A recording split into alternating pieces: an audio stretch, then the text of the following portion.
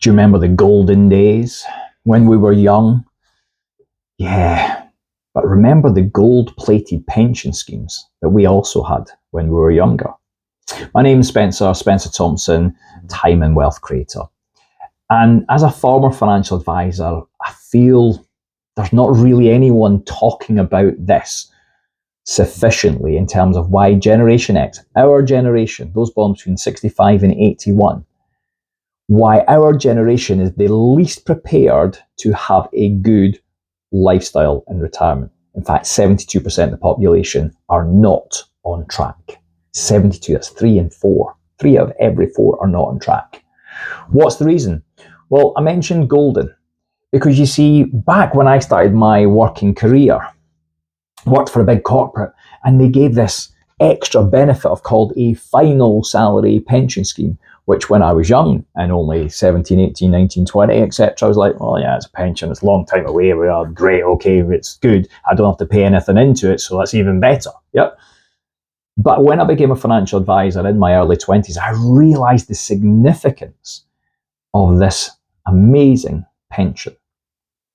But unfortunately, towards the end of the 90s and into the noughties, the big employers stopped final salary schemes. And you've got to ask why. Well, final salary scheme is also known, if you want to Google it, a defined benefit. You see, for every year that I worked with an organisation, they gave me a percentage of my final salary. They actually averaged the last 3 years. But last 3 years, averaged that out, then a percentage for every year's service that I gave. So when I get to retirement, I can say I'm going to get X, Y, or Z income in retirement. The risk is all on my former employer, none on me, none on the investments that they made with the money. But that was a risk for an employer. Whereas they said, well, actually, we'll change it to defined contribution. So that means that it's defined how much money they're putting aside, a percentage of your salary, a set amount. Maybe you're paying into it as well. But that money goes into a pension pot.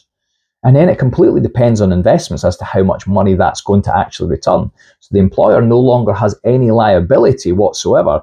The funds are terrible, tough. If they're great, happy days. But that's the reality. You see, that's a lot less expensive than a final salary defined benefit.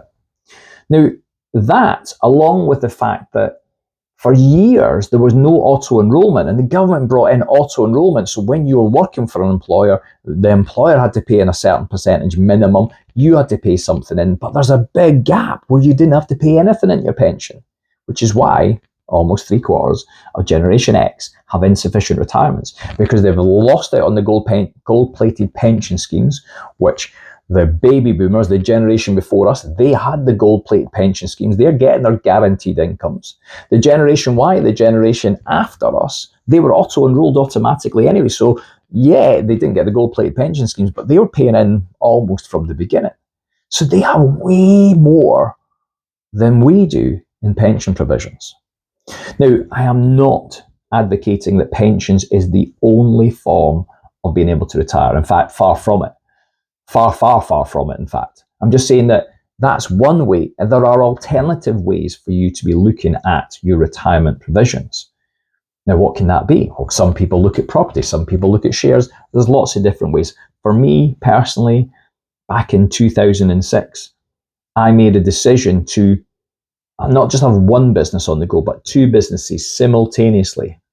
This other one was going to generate more cash flow in terms of money coming into the household in the short term, but it was similar to that of an author, where you get royalties for the book you've written in the past, an income that would pay me in the future for work that I did in the past. And I thought, that is a pension plan. But the advantages of this is that I didn't have to wait until I was well into my 60s. I was receiving significantly more money even in my 40s through that system than I'll ever get from my gold-plated amazing pension plan that I had from my corporate life. And I know I'm fortunate to have that and this too. But if you don't know where you are, you can't make a decision to change your future. You cannot change your past, but you can change the future. And if you're thinking, I'm watching this video, what do I need to do, Spencer? I've got a retirement reality check where it just gives you some kind of top tips and ideas to to think about and to just understand where you are. Because if you know where you are and you know where you want to get to, you just need to bridge that gap. If I can help in any way, I am here. Have a great day. Take care.